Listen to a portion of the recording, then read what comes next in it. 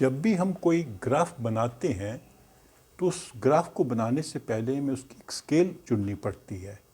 वो स्केल जो ग्राफ की है वो निर्भर करती है उस डाटा की रेंज क्या है। मान लीजिए हमने एक कार का ग्राफ बनाना है जो 10 घंटे में 1000 किलोमीटर चलती है, तो यहाँ पर हम एक्स एक्सिस पे आवर्स को रिप्रेजेंट कर सकते हैं और हर छोटा बॉक्स 6 मिनट को रिप्रेजेंट करेगा, और वाई एक्सिस पे हम हर बॉक्स को 100 किलोमीटर के बराबर रिप्रेजेंट कर सकते हैं, ताकि जो एक छोटा बॉक्स है वो 10 किलोमीटर के बराबर होगा।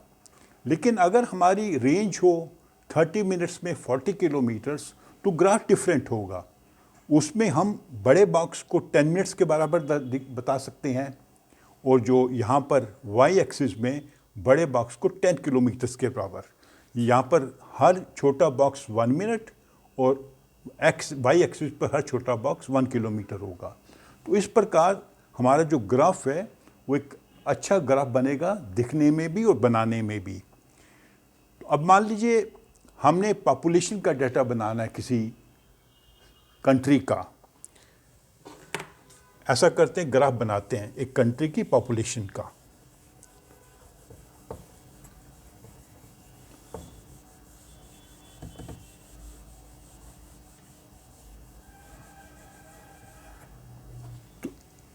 मान लीजिए उसकी पॉपुलेशन 210 में थी 100 मिलियन,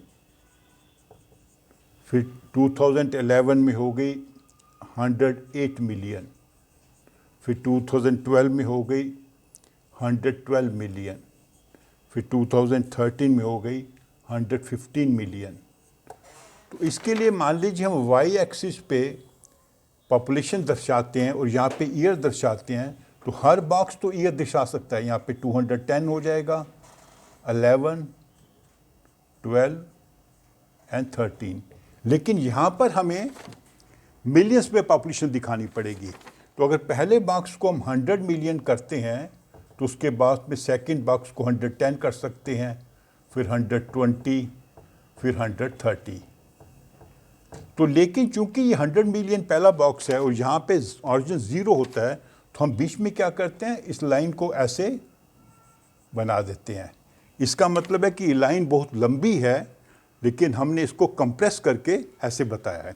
तो अभी जब इसका डाटा बनाएंगे हम, तो 210 में 100 मिलियन, 11 में 108 मिलियन। अब हर बॉक्स जो है छोटा वो 1 मिलियन के बराबर है, क्योंकि यहाँ से लेके 110 हुई, तो 108 का मतलब 8th बॉक्स में जाके हम क्रॉस लगाएंगे, ये 8th बॉक्स जहाँ पर होगा।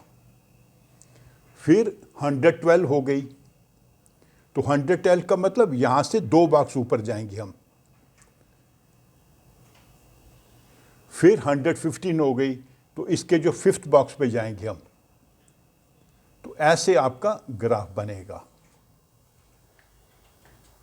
तो यहाँ पर हर छोटा बॉक्स जो है वो 10 मिलियन के बराबर है, और यहाँ पे चूंकि ईयर्स हैं तो हम छोटे बॉक्सेस की वैल्यू हमें चाहिए नहीं। लेकिन मान लीजिए आपको मंथ्स में भी निकालना पड़े, तो हर छोटा 10 boxes are equal to 12 months, क्योंकि एक साल में 12 महीने होते हैं। तो 1 small box will be equal to 1.2 months. तो किसी क्वेश्चन में आपको मान लीजिए बीच का पॉपुलेशन निकालनी है, तो आप वहाँ सेंटर से निकाल सकते हैं इस स्केल की मदद से। तो बेसिकली आपने जब स्केल चूज़ करनी है तो आपने देखना है कि आपके ग्राफ पेपर में वो पूरा ग्राफ बन जाए, ग्राफ पेपर से बाहर नहीं जाना चाहिए। तो आप जो है स्केल चूज़ कर सकते हैं देख कर कि मैक्सिमम हमने कितना जाना है, ठीक है। तो मैक्सिमम को कैलकुलेट करके आप डिसाइड कर सकते हो कि एक बॉक्स जो है वो कितने यूनिट्स को रिप्रेजेंट करेगा। जैसे हमने कार की स्पीड निकाली थी, तो हमने जब वो 1000 किलोमीटर चल रही है तो हम 10 बॉक्सेस को हमने कर दिया 100 kilometre, so that 1 small box was equal to 10 kilometre. लेकिन जब वो 40 किलोमीटर चल रही है तो हमने 1 स्मॉल बॉक्स को कर दिया 1 किलोमीटर।